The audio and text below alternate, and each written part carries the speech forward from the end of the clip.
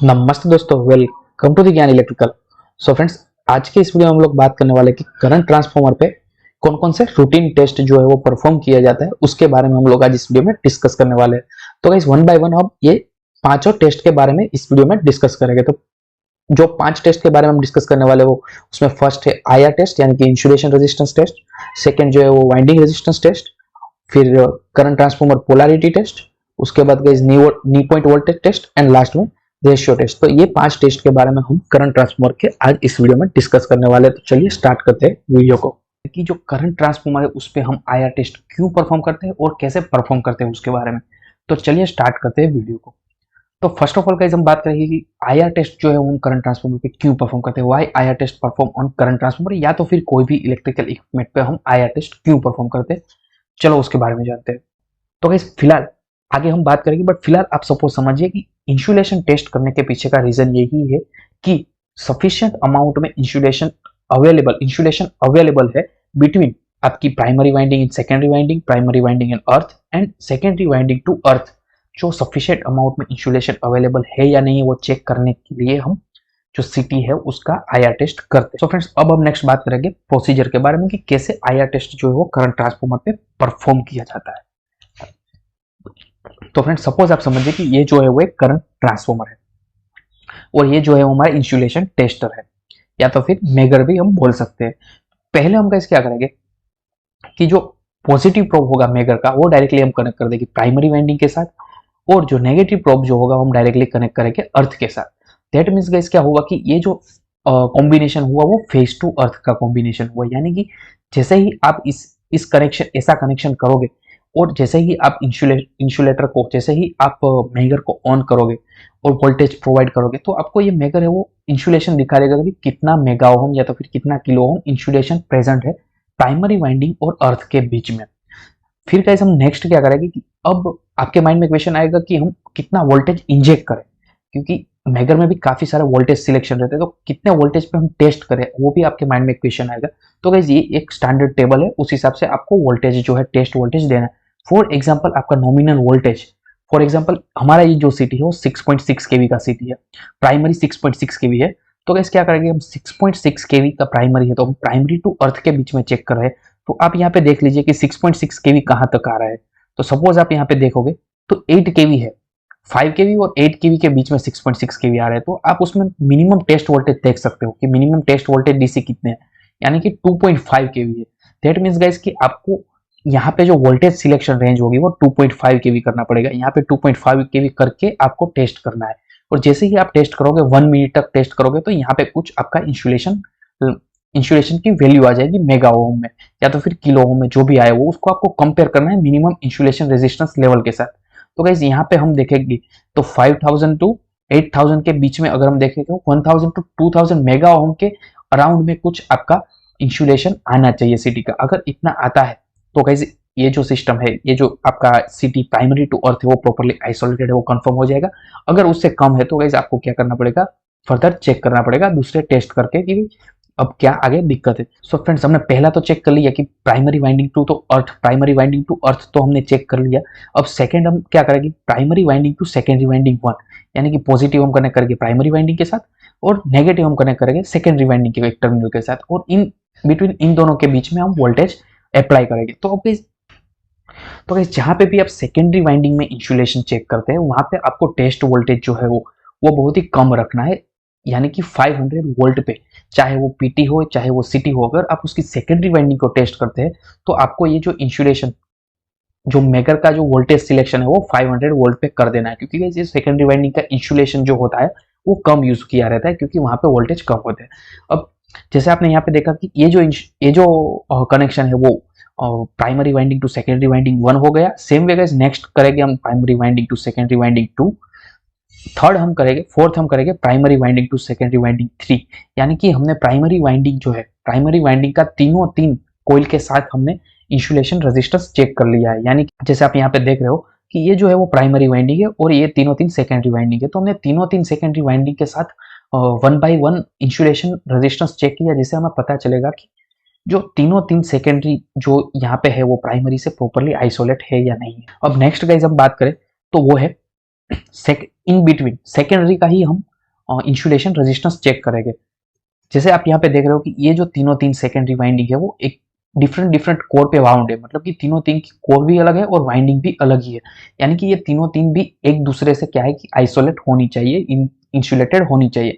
तो अब गाइस हम क्या करेंगे कि ये तीनों तीन जो सेकेंडरी वाइंडिंग है उनके बीच में हम रेजिस्टेंस लेंगे, आईआर रेजिस्टेंस लेंगे, इंसुलेशन रेजिस्टेंस लेंगे कि वो प्रॉपर्ली आइसोलेट है या नहीं। तो वो कैसे चेक करेंगे गाइस, चलो उसके बारे में देखते हैं। नेक्स्ट जो है वो है S1 और S2, यानी कि ये सेकेंडरी 1 और सेकेंडरी 2 के बीच में हम इंसुलेशन चेक करेंगे। तो पॉजिटिव जो है वो हम कनेक्ट करेंगे S1 के साथ, नेगेटिव जो है वो हम करेंगे S2 के साथ। और जैसे ही हम टेस्ट वोल्टेज अप्लाई करेंगे तो कुछ वैल्यू आ जाएगी और उस वैल्यू के जो वैल्यू आएगी मेगा ओम या किलो ओम में, उसे हम कंपेयर करके स्टैंडर्ड के साथ, और उससे हमें पता चलेगा कि वो प्रॉपर्ली एक दूसरे से आइसोलेट है या नहीं है। नेक्स्ट जो हम करेंगे S2 और S3 के बीच में, यानी कि सेकेंडरी वाइंडिंग 2 और सेकेंडरी वाइंडिंग 3 के बीच में हम आईआर टेस्ट करेंगे। और लास्ट हम करेंगे सेकेंडरी वाइंडिंग 1 और सेकेंडरी वाइंडिंग 3 के बीच में। यानी कि हमने क्या किया कि तीनों तीन जो कोइल है, ये तीनों तीन जो कोइल है उसको बारी बारी हमने इंसुलेशन चेक कर लिया कि तीनों तीन एक दूसरे से आइसोलेट है और उन तीनों तीन के बीच में सफिशिएंट अमाउंट में इंसुलेशन है या नहीं है, वो हमने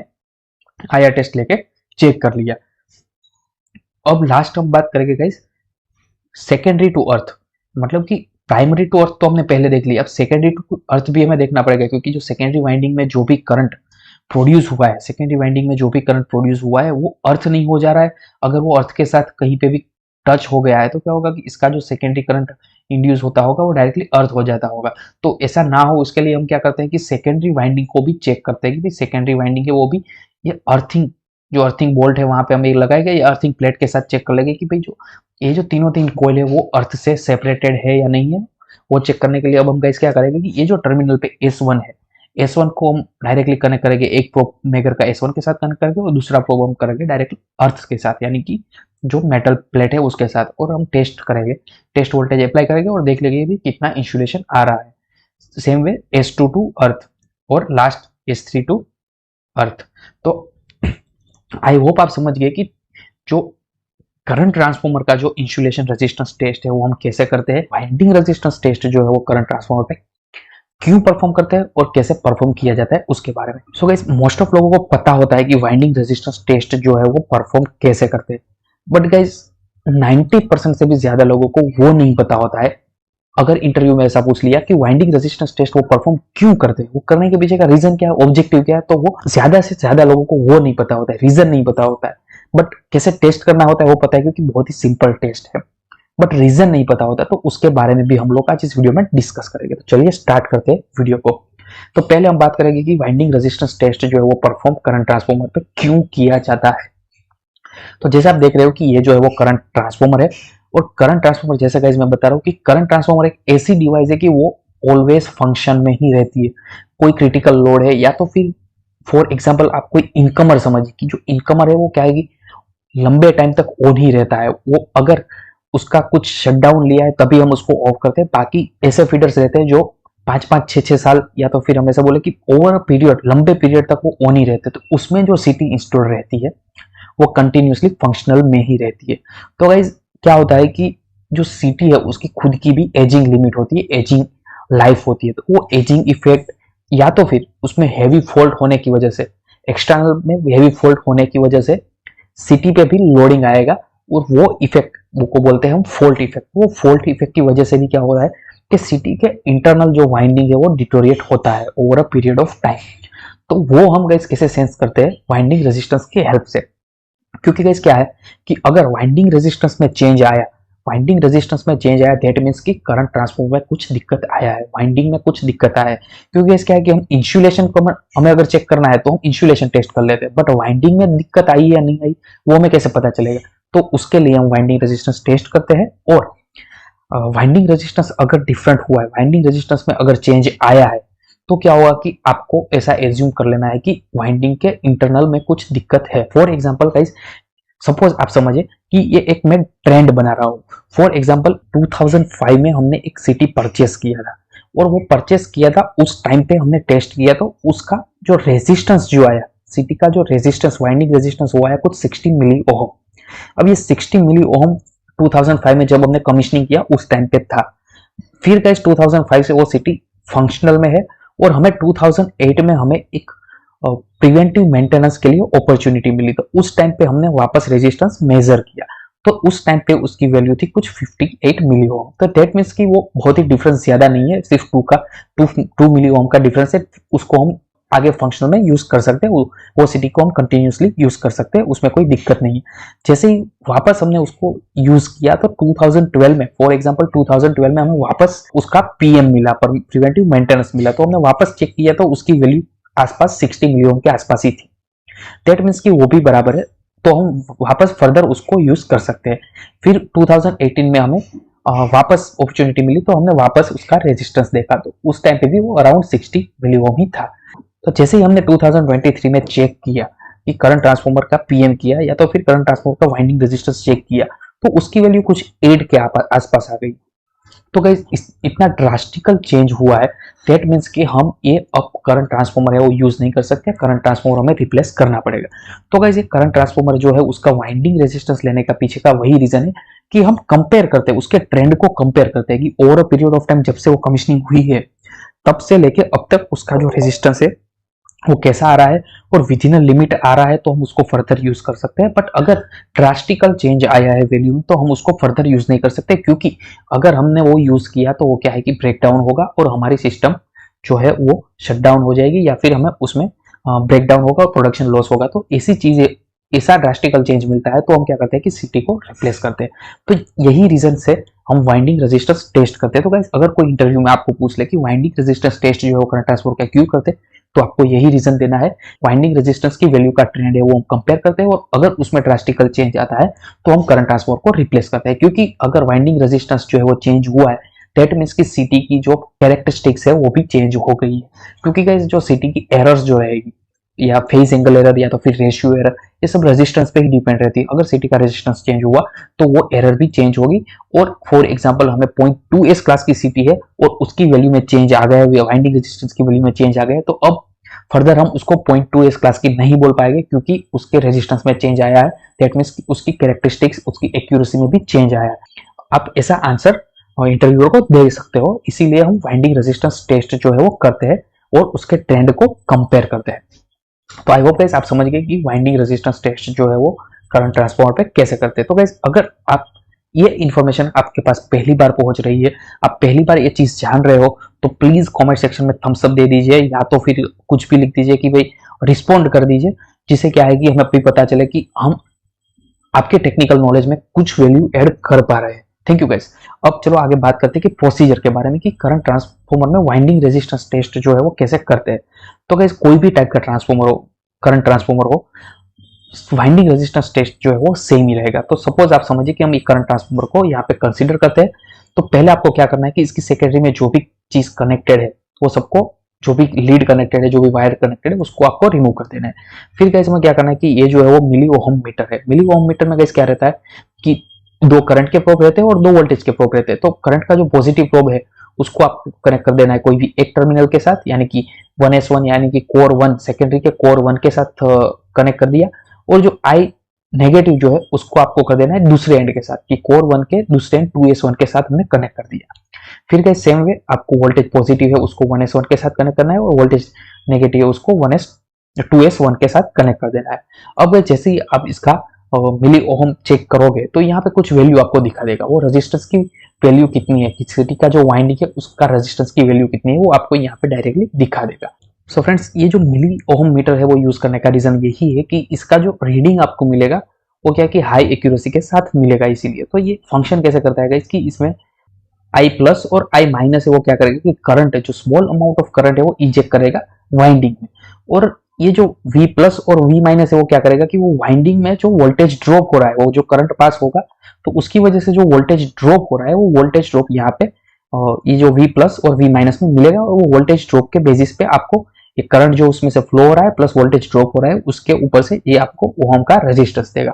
तो क्या है कि इससे आपको एक्यूरेट रिजल्ट मिलेगा, इसीलिए हम मिली ओहम मीटर यूज करते हैं। तो आई होप आप समझ गए कि जो वाइंडिंग रेजिस्टेंस है वो मेजर करने के लिए आपको सिंपली कुछ नहीं करना है कि दोनों प्रोब है वो यहाँ पे कनेक्ट कर देना है, प्लस वोल्टेज और प्लस करंट वाला प्रोब है वो एक टर्मिनल में यूज करो और दूसरे टर्मिनल में माइनस वोल्टेज और माइनस करंट वाला प्रोब है वो यूज कर दो, और जो भी रीडिंग आएगा वो डायरेक्टली मिली ओम आपको यहाँ पे दिखा देगा। फिर नेक्स्ट आप दूसरी कोर के लिए कर सकते हो, एंड नेक्स्ट आप तीसरी कोर के लिए सेम प्रोसीजर कर सकते हो, और आप तीनों का रीडिंग है वो लिख सकते हो।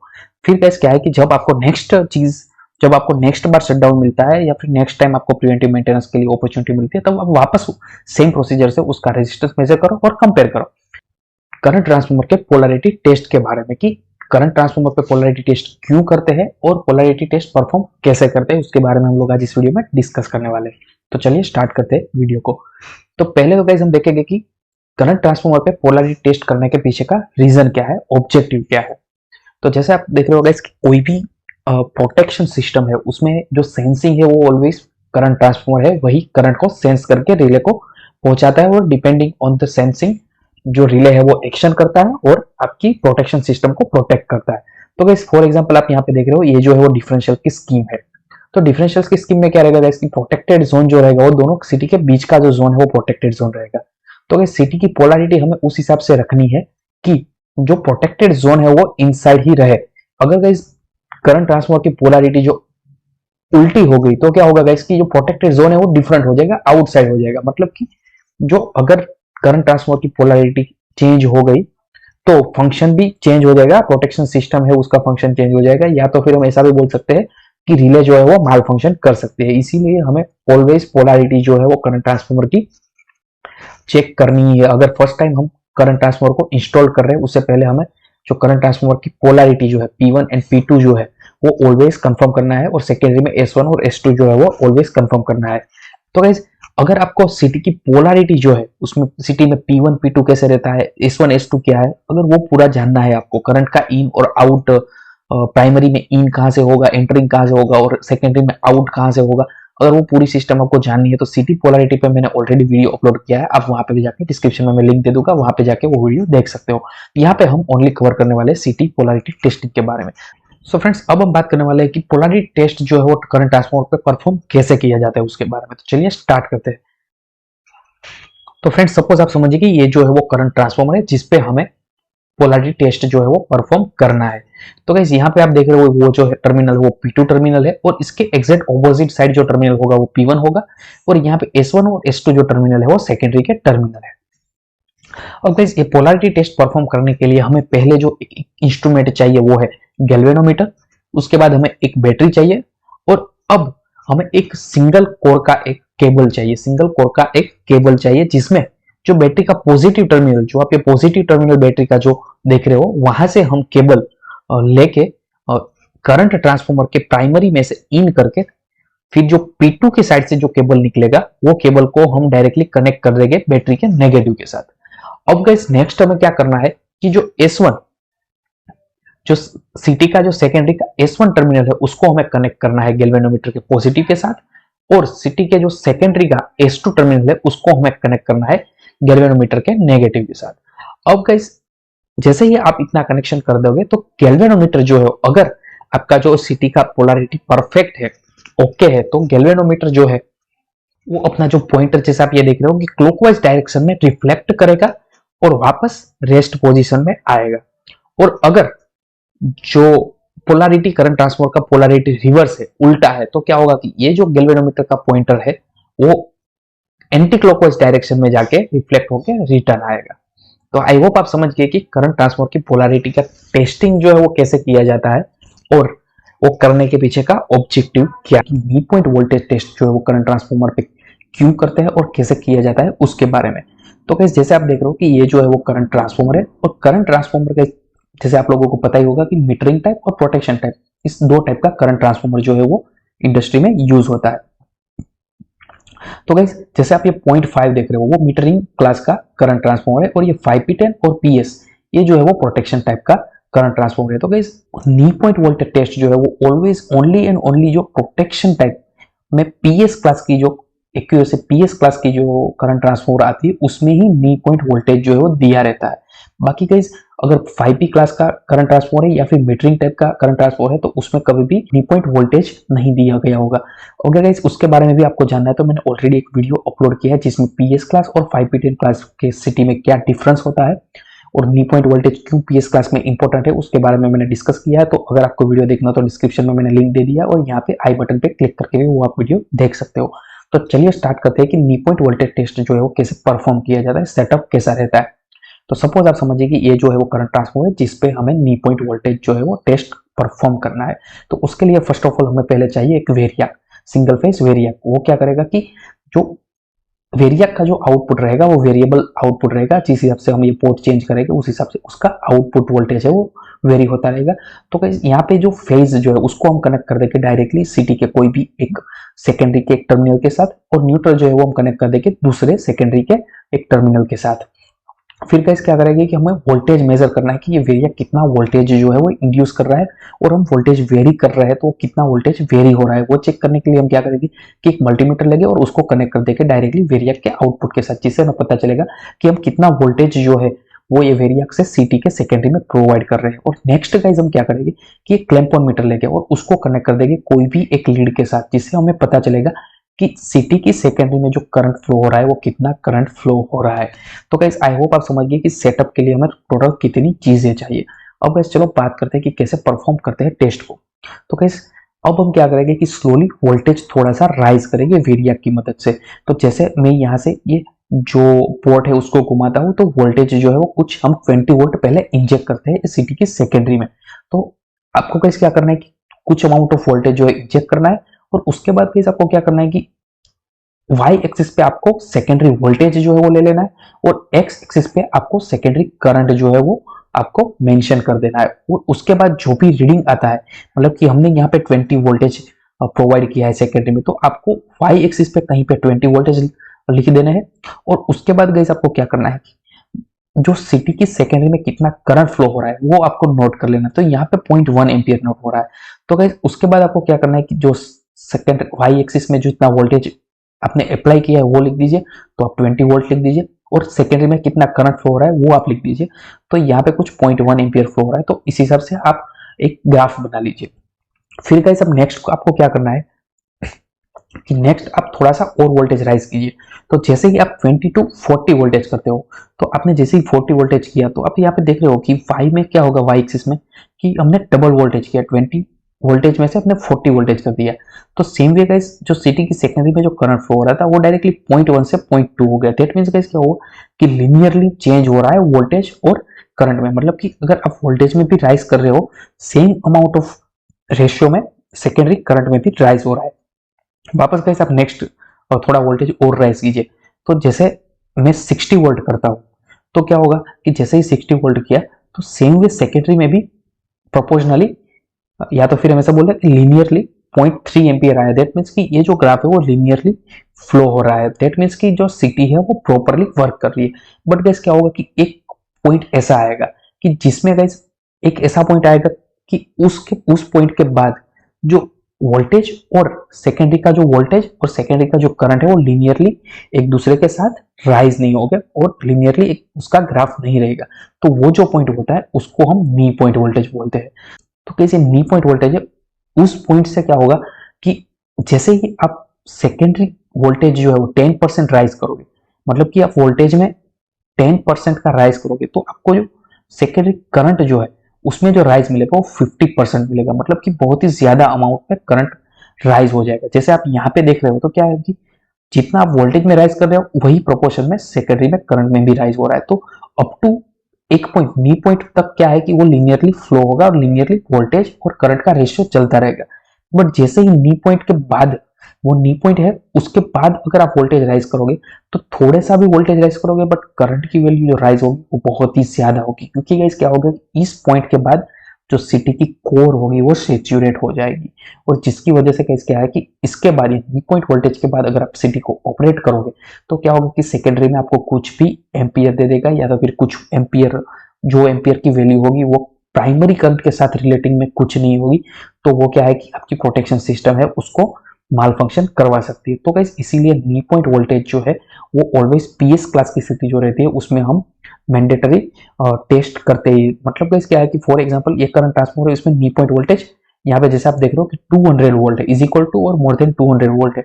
तो गाइस हमें ये टेस्ट में क्या करना है कि यहाँ पे मैंने 60 वोल्ट तक ही दिखा है, बट आपको 20 वोल्ट 200 वोल्ट तक आपको राइज करना है वोल्टेज, और करंट को मेजर करना है कि जो आप वोल्टेज में जितना राइज कर रहे हो वही प्रोपोर्शनल में करंट में राइज हो रहा है या नहीं हो रहा है।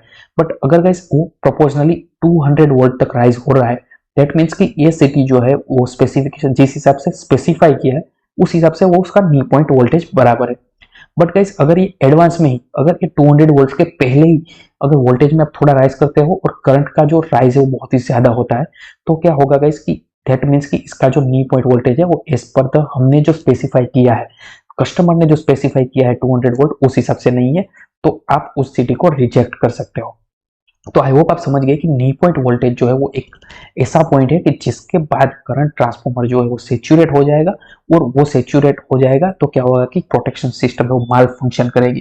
तो गाइज हम जब भी पीएस क्लास की सिटी की नी पॉइंट वोल्टेज डिजाइन करते हैं तो हम ऑलवेज ध्यान में रखते हैं कि हम सिर्फ हमारी जो प्रोटेक्शन सिस्टम है वो इतने जोन में ही काम करे, नी पॉइंट वोल्टेज है उसके अंदर के जोन में ही काम करे, कभी उसके बाहर में ना जाए। तो गाइज अगर ये जो सिटी जो मैन्युफैक्चरर ने आपको प्रोवाइड की होगी वो गलत नी पॉइंट वाली होगी, तो क्या होगा कि आपका प्रोटेक्शन सिस्टम है वो माल फंक्शन होगा। तो यही चीज को कंफर्म करने के लिए हम ऑलवेज नी पॉइंट वोल्टेज टेस्ट जो है वो करंट ट्रांसफॉर्मर पे परफॉर्म करते हैं, जब भी हम नया करंट ट्रांसफॉर्मर पीएस क्लास का ट्रांसफॉर्मर जो है वो कमीशनिंग करते हैं तब। तो आई होप आप समझ गए कि नी पॉइंट वोल्टेज टेस्ट जो है वो कितना इंपॉर्टेंट है और हम कैसे परफॉर्म करते हैं।